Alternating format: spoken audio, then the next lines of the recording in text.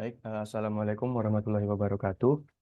Perkenalkan, nama saya Muhammad Taka Sadi dengan NIM 232410102028 dari kelas Sistem Basis Data C. Di sini saya akan menjelaskan hasil kerja saya, yaitu adalah remedi untuk UTS Sistem Basis Data kelas C dengan kode B. Nah, baik. Sebelum di sini saya mulai menjelaskan hasil jawaban saya, baiknya kita membaca soal terlebih dahulu ya. Baik. Agar kita nanti bisa lebih memahami isi dari IRD-nya. Baik, soal pertama nomor 1. Suatu hari, Karenina ingin membuat sebuah aplikasi dengan nama Sirama yang digunakan untuk memantau tingkat bullying yang terjadi pada seseorang. Di dalam aplikasi Sirama diawali dengan fitur melakukan login terlebih dahulu, kemudian terdapat fitur screening yang memiliki bagian jenis screening, yaitu ada 1 screening bullying, 2 screening cyberbullying, dan 3 screening empati. Nah, dengan detail setiap jenis screening bisa memiliki beberapa bagian. Contohnya pada jenis screening bullying memiliki bagian A, B, dan C. Kemudian bisa juga pada jenis screening lainnya hanya memiliki 1 bagian saja. Nah, ketika user melakukan screening juga ditampilkan soal dan jawaban. Pada jawaban terdapat opsi jawaban yang berbeda jumlahnya. Seperti pada screening bullying bagian A, bisa memiliki 5 opsi jawaban pada 1 soal, dan bagian screening lain bisa memiliki 3 opsi jawaban pada 1 soal. Nah, juga kemudian untuk submit dibuat per bagian ya. Jadi ketika user melakukan screening bullying bagian A, harus disubmit terlebih dahulu sebelum lanjut ke screening bullying bagian B. Nah, ketika user melakukan submit, maka akan menghasilkan hasil screening. Dengan hasil apabila terdeteksi bullying, maka akan menampilkan hasil positif, diikuti dengan poin dan jenis hasilnya. Dan apabila tidak terindikasi bullying, menampilkan hasil negatif, dengan diikuti dengan poin dan jenis hasilnya. Kemudian, terakhir, user bisa melihat bagian riwayat screeningnya, dengan menampilkan kode screening, poin, hasil, dan deskripsi. User juga bisa melihat detail riwayat screeningnya dan akan menampilkan soal sekaligus 1 opsi jawaban yang sudah dipilih oleh user ketika melakukan screening tadi. Nah, dari soal di atas kita juga diberi sebuah gambaran ya dari aplikasinya ini. Secara singkat saja, ada jenis screening seperti ini, melakukan screening aplikasinya seperti ini, riwayat screening, dan detail riwayat screening. Nah, baik, kita masuk ke soal yang pertama adalah kita wajib membuat ERD berdasarkan study case yang ada di soal ini ya. Nah, baik, bisa teman-teman lihat di sini. Bentar. Oke. Nah, kalau kita baca tadi soalnya kembali ya, di sini ada soal yang di highlight ya, adalah aplikasi Sirama diawali dengan fitur melakukan login terlebih dahulu. Nah, kita kan udah tahu nih ya, bahwa aplikasi ini mempunyai fitur login gitu. Nah, fitur login ini menandakan bahwa aplikasi ini memerlukan akun agar kita bisa menggunakan aplikasi tersebut. Nah, jadi di sini saya saat membuat ERD, saya membuat akun di sini dengan eh, memiliki primary key, yaitu adalah ID akun sendiri dan juga pastinya sifatnya adalah mandatory. Lalu di sini ada atribut lainnya adalah yang sifatnya juga mandatory adalah username dan password. Nah, jadi eh, karena kita sudah tahu bahwa aplikasi ini memiliki login, itu adalah alasan saya mengapa saya di sini membuat entity akun di sini. Nah, oke. Kita lihat dari ERD-nya di sini. Jika berdasarkan soal ya, kan ini kan kita sudah login. Kemudian terdapat fitur screening yang memiliki beragam jenis screening. Nah, di sini kita udah memiliki kunci ya, bahwa setelah login berarti aplikasi langsung diarahkan ke homepage gitu ya. Atau mungkin kalau bisa dilihat mungkin kurang lebih seperti jenis screening ini ya. Nah, jadi setelah login begitu ya, kita sudah memiliki akun, maka kita langsung dapat mengakses homepage dari screening ini. Nah, di sini saya membuat primary key-nya dari entity screening ini adalah ID screening, dan isi dari entity screening ini adalah deskripsi. Nah, tadi kita juga sudah diberi bold atau di highlight, yaitu adalah bahwa fitur screening ini memiliki beragam jenis screening gitu ya kan, yang juga terdiri di sini ada 1, 2, 3 screening. Nah, juga dengan detailnya juga kan ya ada jenis screening, terus juga mempunyai bagian juga di setiap jenis screening ini.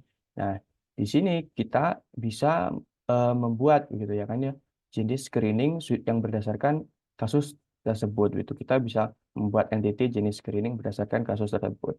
Nah, jangan lupa juga bahwa tadi di sini adalah di highlight memiliki beberapa bagian. Nah, kita juga bisa menambahkan bagian screening di sini. Dengan isi dari entity jenis screening juga adalah nama jenis screening pastinya, dan bagian screening adalah detail bagian screening.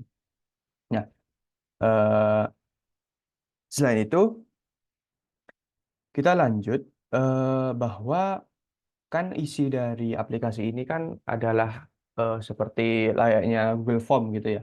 Jadi setelah kita masuk, kita memilih jenis screeningnya, bagian screeningnya bagaimana, nanti kita akan disuguhkan dengan soal. Nah, di sini saya membuat ERD soal screening gitu ya kan, bahwa di sini juga udah ada penjelasannya bahwa ketika user melakukan screening, tampilkan soal dan jawaban. Nah, disinilah saya membuat entity soal screening dengan nama isinya, isi atributnya adalah ID soal screening dan nama soal. Lalu pastinya tadi kan ada opsi jawaban kan, yaitu bisa A, B, C atau mungkin hanya satu opsi gitu. Nah, saya juga membuat entity opsi jawaban di sini. Nah, tidak lupa bahwa kita juga diberi highlight bahwa kemudian untuk submit dibuat perbagian gitu kan. Jadi setiap kita mengisi soal A, nah kita harus mengsubmit A dulu, baru kita bisa berpindah soal ke B. Nah, maka dari itu saya di sini membuat entity submit soal jawaban. Nah, selanjutnya adalah eh, tidak lupa bahwa di sini kita bisa melihat hasilnya ya tentunya. Setelah kita melakukan eh, kuesioner, kita bisa menampilkan hasil. Nah, nanti di sini hasilnya ada positif maupun negatif. Nah, maka dari itu saya di sini membuatkan entity hasil screening dengan isinya adalah hasil screening. Hasil screening ini kan bisa positif atau negatif. Nah, di sini juga ditampilkan bahwa user tuh juga bisa melihat riwayatnya, melihat riwayat screeningnya. Dan juga setelah riwayat screening ini dilihat, kita juga bisa melihat detailnya yang secara detail bahwa kita mengisi jawabannya itu apa aja. Nah, dari situ saya juga membuat entity-nya yaitu adalah riwayat screening dan juga bisa masuk ke dalam detail riwayat screening. Nah, untuk penjelasan IRD-nya, mengapa saya membuat entity-entity tersebut kurang lebih seperti itu. Nah, selanjutnya di sini sebentar. Oke. Soal selanjutnya adalah untuk setiap entity tuliskan atribut-atributnya beserta optionality-nya. Nah, tandailah atribut yang menjadi primary UID dan secondary UID sesuai notasi yang diajarkan di kelas. Nah, karena di sini kita membuatnya secara eh, tidak manual begitu ya. Jadi kita di sini membuatnya secara tabel. Nah, perlu teman-teman ketahui bahwa di sini menentukan primary UID dan secondary UID cukup mudah. Kita akan di sini contohnya adalah akun di sini ya, entity akun, bahwa daftar UID-nya adalah ID akun itu sendiri. Nah, lalu kita di sini disuruh menentukan entity akun ini sifat ID-nya itu apakah artifisial, natural, dan apakah primary atau secondary. Nah, apa sih bedanya? Jadi untuk artifisial ini adalah sebuah runtutan nomor gitu ya, atau rangkaian nomor itu yang sifatnya itu dibuat manual gitu. Nah, maksudnya dibuat manual itu agar user itu atau mungkin kita sebagai developer itu juga tahu maksud dari nomor-nomor yang ada di ID akun ini begitu. Nah, misal ID akun ini nanti nomornya itu adalah 0 0 0 gitu ya. 000 itu maksudnya adalah mungkin akunnya admin gitu ya kan. Jadi 001 adalah user pertama yang login di aplikasi Sirana ini. Nah, kurang lebih begitu. Nah, bedanya dengan natural apa? Nah, natural ini adalah nomor-nomor yang sifatnya alami atau mungkin eh, apa ya, sudah ada tanpa perlu kita karang sendiri begitu, atau mungkin tidak perlu kita karang saat membuat database gitu. Misalnya adalah misal barcode gitu. Barcode itu kan biarlah komputer gitu kan yang memikirkan. Jadi kita hanya memberikan apa input, misal kita ingin 10 apa ya 10 barcode gitu. Nah, komputer lah yang bikin ID untuk barcode tersebut gitu. Jadi kita tidak perlu tahu gitu, apa tidak perlu menghafal juga gitu. Jadi itu perbedaannya. Nah, Untuk primary dan secondary ini maksudnya apa? Nah, kalau untuk primary secondary kita bisa melihat langsung dari tabelnya gitu ya. Kita coba. Nah, di sini di akun ini kan yang dimasukkan tadi kan adalah ID akun kan ya. Nah, ID akun di dalam tabel akun ini sifatnya adalah primary. Nah, primary itu kenapa? Primary itu maksudnya adalah ini tuh sebagai acuan dari entity jadi ID entity akun ini gitu. ID akun itu adalah acuannya gitu. Nah, jika secondary bagaimana? Nah, bila secondary itu adalah eh, ID yang punya relationship atau mungkin bisa secara bahasa sederhananya itu adalah bawahan dari suatu entity gitu ya. Nah, jadi misal kalau ID akun ini bisa kita beri nama lah ya, atasan dari entity tersebut gitu kan. Ada dia yang sifatnya absolut gitu. Jadi kalau kita ingin memanggil apa ID akun itu jadi bisa langsung keluar gitu tanpa kita perlu melakukan banyak-banyak apalah mencari gitu ya kan. Nah, kalau yang secondary itu yang seperti apa gitu ya. Teman-teman tuh bisa melihat di sini ya di entity screening ini. Kalau kita sebentar zoom dulu. Nah, screening ini eh, entity screening ini memiliki banyak relationship gitu ya kan ya. Sini ada soal screening, bagian screening, jenis screening. Nah, kalau teman-teman bisa notice gitu ya, perhatikan di sini bahwa ID screening ini adalah primary. Kenapa di sini primary? Karena ID screening ini adalah induk dari entity screening ini. Nah, sedangkan ID jenis, ID bagian, ID soal itu adalah anaan atau mereka itu memiliki entity sendiri gitu. Nah, jadi di ID jenis, ID bagian, dan ID soal kenapa ada di screening? Karena nanti kita akan memanggilnya di situ gitu, ya kan? Makanya mereka itu secondary. Kenapa secondary? Karena mereka tidak murni dari entity tersebut gitu. Jadi mereka itu hanya dipanggil ke entity screening ini. Nah, begitu. Nah, di sini kalau teman-teman lihat jenis screening itu kalau di entity-nya sendiri ID jenis screening sifatnya adalah primary sama dengan bagian dan soal yang sifatnya adalah primary karena mereka adalah induk ID induk dari entity mereka sendiri. Kurang lebih begitu. Oke. Nah, di sini juga ada opsi jawaban, submit soal, hasil screening, riwayat screening, detail riwayat screening yang sifatnya sama adalah primary karena mereka adalah induk dari eh, entity mereka sendiri. ID-ID-nya ini adalah induk dari entity mereka sendiri. Dan semua sifatnya adalah artifisial. Mengapa artifisial? Nah, kembali dari penjelasan saya tadi, karena di sini kita membuat ID ini atau rangkaian angka ini manual gitu. Kita membuatnya itu berdasarkan tujuan bahwa agar mudah untuk memanggil eh, data-data yang kita ingin panggil gitu. Jadi misal kita hasil screeningnya ID hasil screening satu positif gitu ya kan, ID hasil screening dua negatif gitu. Nah kita tuh manggilnya gampang kalau yang ingin manggil positif aja kita panggil ID hasil screening satu gitu. Nah oke lanjut. eh Nomor tiga ini eh, gabung ya sifatnya itu primary ID, artificial ID. Jadi kita langsung ke nomor 4. Tuliskan relationship sebagai garis bukan foreign key. Nah, karena ini eh, sekali lagi kita membuatnya kan di komputer gitu ya kan ya. Jadi kita langsung saja membuatnya itu simple ya kan. Kurang lebih seperti ini. Nah, bisa teman-teman lihat nanti itu eh, ID jenis, ID bagian, ID soal screening itu bisa ada di screening gitu. Karena nanti kan setelah kita login, kita masuk screening. Nah, jadi kita bisa memanggil-manggil. Jadi screening ini punya jenis screening juga punya bagiannya, dan juga screening juga punya soal screeningnya. Nah, kurang lebih nomor 4 ini tuliskan relationship sebagai garis ini maksudnya adalah seperti ini. Oke, kita lanjut nomor 5. Nah, gambarkan juga optionality, cardinality relationship beserta nama relationship. Nah, ini juga termasuk penting ya dalam langkah-langkah kita membuat database, membuat apa rangkaian lah ya, rangkaian ERD-nya. Nah, kita bisa di sini bisa lihat ya. Untuk setiap relationship, tentukan optionality yang terlibat. Nah, di sini kita tuliskan dulu relationship screening dan jenis screening. Nah, bisa teman-teman lihat di sini ya. Optionality screening di sini sifatnya adalah wajib. Karena apa? Karena setiap screening harus ada jenis screeningnya. Ketika melakukan screening harus memilih jenis screeningnya sesuai berarti dengan soal ya kan bahwa di sini kita wajib memiliki beragam jenis screening. Nah, jika optionality jenis screeningnya gimana? Sifatnya tidak wajib. Nah, kenapa? Karena jenis screening tidak harus ada screening. Bisa teman-teman lihat di sini ya relationship-nya wajib dan tidak wajib ada di sini. Lanjut ya ke relationship akun dan screening. Nah, optionality akun di sini tidak wajib karena memiliki akun tidak harus masuk ke dalam app. Lalu optionality screening wajib karena setiap masuk ke dalam app wajib memiliki akun.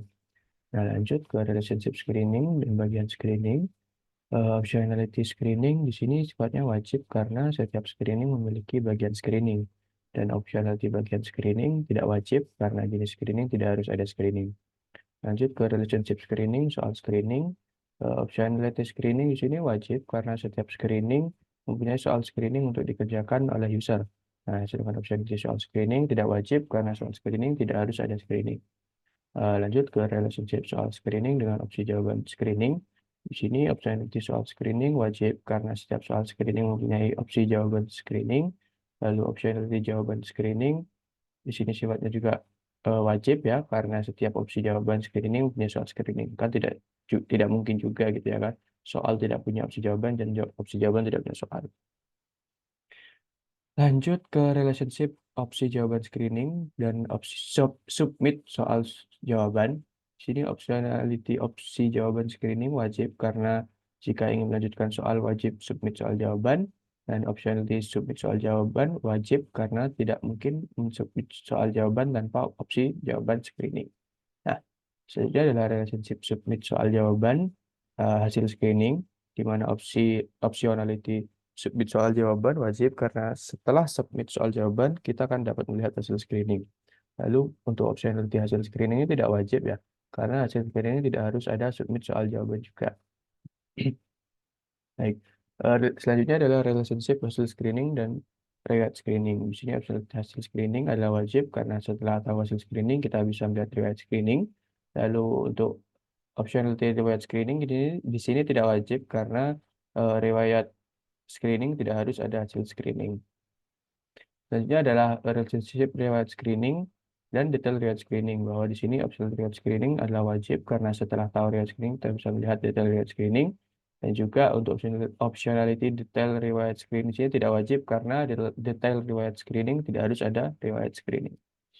Oke, lanjut untuk setiap relationship tentukan cardinality setiap entity yang terlibat. Nah, di sini untuk relationship screening dan jenis screening, cardinality-nya adalah one to many ya, karena di sini ada one di sisi screening, many di sisi jenis screening. Karena pada database di setiap screening harus menyertakan ID jenis screening. Selanjutnya adalah relationship akun dan screening, di mana cardinality-nya adalah one to many, di mana one di sisi akun, many di sisi screening. Pada database, di setiap akun harus ada ID screening. Nah, lanjut relationship screening dan bagian screening, di mana cardinality-nya one to many, one di sisi screening, many di sisi bagian screening. Pada database, di setiap screening harus juga meletakkan ID bagian screening. Selanjutnya adalah relationship screening dan soal screening, di mana cardinality-nya one to many juga, one di sisi screening, many di sisi soal screening. Pada database, di setiap screening juga harus menyertakan ID soal screening. Selanjutnya adalah relationship soal screening dan opsi jawaban screening, di mana cardinality-nya one to many juga, one di sisi soal screening, many di sisi opsi jawaban screening. Pada database, di setiap soal screening juga harus menyertakan ID opsi jawaban screening. Lanjut, di sini adalah relationship opsi jawaban screening dan submit soal jawaban, di mana cardinality-nya one to many, one di sisi opsi jawaban screening, many di sisi submit soal jawaban, di mana pada database di setiap opsi jawaban screening harus ada ID submit soal jawaban. Di mana relationship submit soal jawaban dan hasil screening, cardinality-nya adalah one to many, di mana one di sisi submit soal jawaban, many di sisi hasil screening. Pada database, di setiap submit soal jawaban harus ada ID hasil screening. Selanjutnya adalah relationship hasil screening dan riwayat screening, di mana cardinality-nya one to many juga, one di sisi hasil screening, one lagi di sisi riwayat screening. Pada database, di setiap hasil screening juga harus menyertakan ID riwayat screening. Dan terakhir adalah relationship riwayat screening dengan detail riwayat screening, cardinality one to many, one di sisi riwayat screening, one di sisi detail riwayat screening. Pada database, di setiap riwayat screening harus ada ID detail riwayat screening. Baik, selanjutnya pada soal, nah untuk many-to-many relationship pecahlah menjadi entity persimpangan. Nah, di sini kita tidak mempunyai many-to-many relationship ya, jadi di sini kita tidak memecah entity apapun menjadi entity persimpangan. Dan juga semua entity ada pada 3NF. Nah, seperti yang teman-teman tahu, 3NF juga punya syarat-syarat tersendiri ya, dan di entity kita ini tidak ada, maksudnya terpenuhi gitu ya. Semua ada pada 3NF, kurang lebih begitu. Oke, nah ini seperti yang teman-teman lihat ya, untuk many-to-many relationship pecahlah menjadi entity persimpangan. Di sini tidak ada many-to-many relationship ya di sini. Bisa teman-teman lihat juga. Nah, untuk nama relationship-nya, oh iya, di sini nama relationship-nya teman-teman bisa lihat. Nah, oke, sebentar. Oke, gini. Oke, di sini akun mengakses screening, screening diakses akun. Lalu di sini screening memiliki fitur jenis screening dimiliki fitur screening. Ada juga jenis screening memiliki fitur bagian screening dimiliki fitur jenis screening. Lalu ada juga screening memiliki fitur bagian screening juga dimiliki fitur oleh screening. Ada juga screening memiliki fitur soal screening, eh, soal screening dimiliki fitur screening. Lalu ada soal screening memiliki fitur opsi jawaban screening dimiliki fitur soal screening. Lalu juga ada opsi jawaban screening memiliki fitur submit soal jawaban, dan submit soal jawaban memiliki fitur opsi jawaban screening. Lalu juga submit soal jawaban memiliki fitur hasil screening dimiliki fitur submit soal jawaban. Lalu ada hasil screening memiliki fitur riwayat screening, dan riwayat screening dimiliki fitur hasil screening. Dan terakhir adalah riwayat screening memiliki fitur detail riwayat screening, dan detail riwayat screening dimiliki fitur riwayat screening. Nah, untuk tadi soal nomor 7 adalah semua entity ada pada 3NF. Nah, semua entity sudah bersifat tidak redundant dan tidak multi value ya, sesuai dengan ketentuan 3NF. Oke. Sekarang, oke, nah kita lanjut ke soal selanjutnya. Oke, soal selanjutnya di sini kita diberi dua tabel, yaitu adalah stasiun dan kereta. Dengan isi dari stasiun ini ada nama tabel stasiun ini, ada tabel nama stasiun, lokasi, dan nama kepala stasiun gitu. Dan untuk kereta isinya ada nama kereta, tujuan akhir, jam berangkat, jam sampai, gerbong, nama masinis, dan nomor pegawai. Nah, untuk soalnya adalah tabel di atas merupakan data informasi pada stasiun Jember. Berdasarkan informasi tersebut, maka nah, identifikasikanlah tabel-tabel di atas dengan normalisasi pada sistem basis data yang dengan menggunakan SD. Lalu, apakah tabel yang sudah dinormalisasi dapat mencapai 3NF? Jelaskan. Oke. Baik, di sini kita membuat dua tabel terlebih dahulu ya, yang tadi ada stasiun dan kereta. Oke. Di sini tabel pertama adalah stasiun dulu ya kan ya. Jadi di sini adalah RD yang sudah saya buat, ada nama stasiun dengan primary key-nya adalah nama ID nama stasiun, dan ada atributnya ada nama stasiun.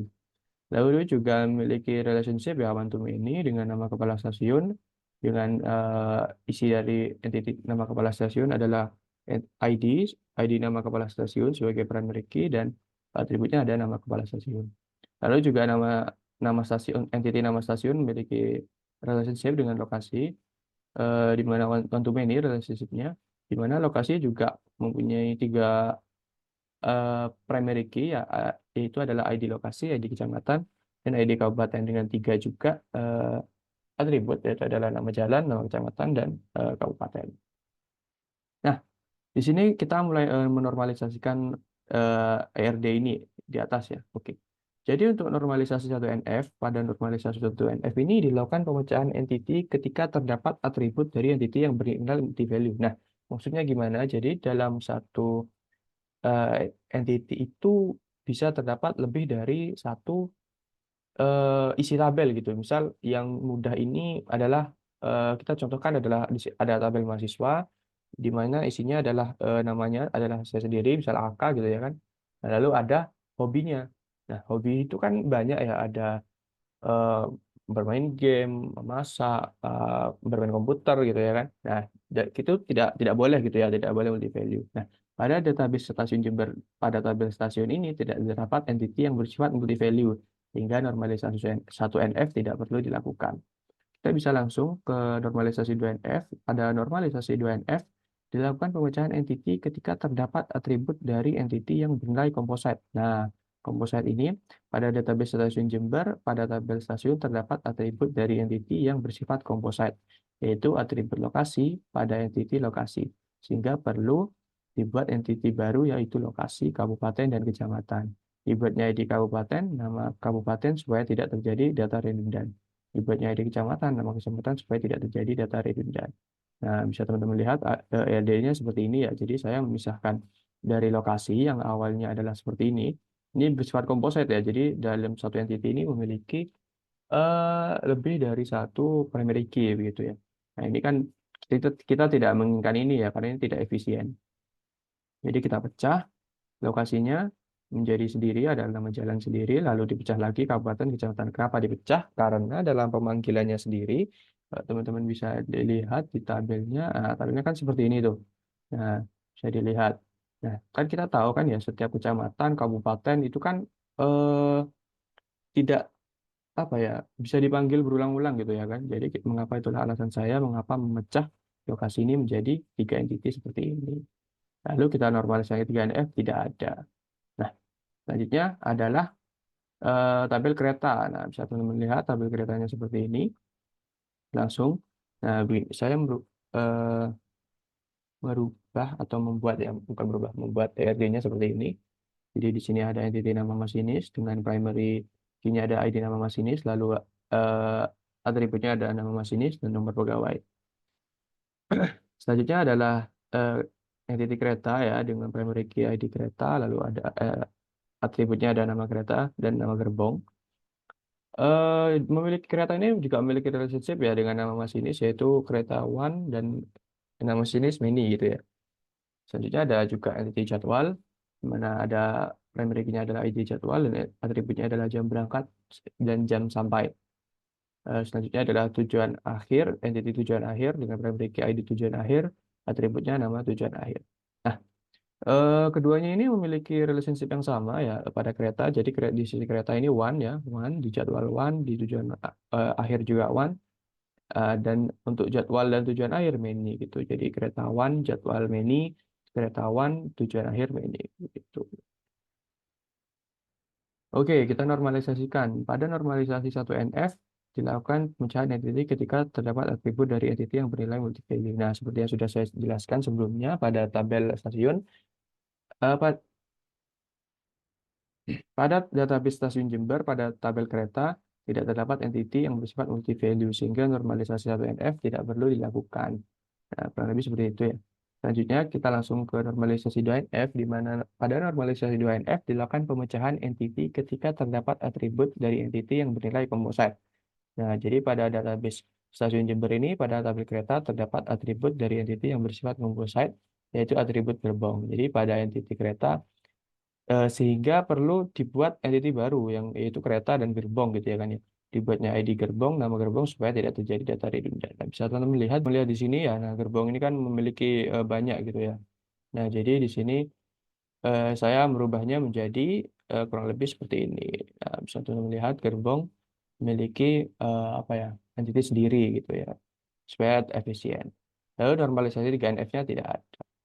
Oke, lanjut ke nomor B adalah apakah tabel yang sudah direnovasi dapat mencapai 3NF? Jelaskan.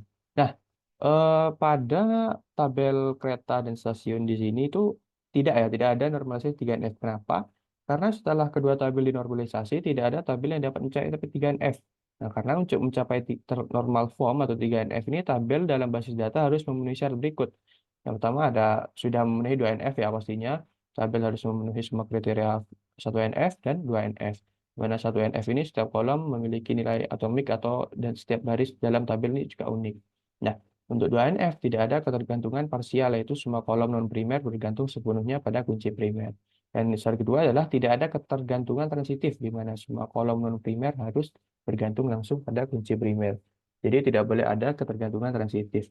Ketergantungan transitif terjadi jika kolom non-primer bergantung pada kolom non-primer lain yang bergantung pada kunci primer. Nah, baik kurang lebih itu presentasi dari saya. Terima kasih. Wassalamualaikum warahmatullahi wabarakatuh.